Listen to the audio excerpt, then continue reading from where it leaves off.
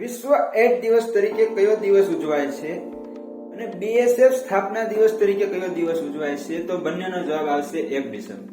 વિશ્વ એઇડ્સ દિવસ કે બીએસએફ ની સ્થાપના દિવસ તરીકે, તો બંનેનો જવાબ આવશે 1 ડિસેમ્બર. અને વિશ્વ એઇડ્સ દિવસની થીમ શું છે 2024 માટે? તો take the right path, my health my right. Next question છે કે નેટવર્ક રેડીનેસ ઇન્ડેક્સ 2024 માં ભારતનો ક્રમ જણાવો. તો ભારતનો ક્રમ 49મો છે. અને તાજેતરમાં ભારત અને સિંગાપોર વચ્ચેની દ્વિપક્ષીય કવાયત અગ્નિ વોરિયર 2024 ક્યાં યોજાઈ હતી?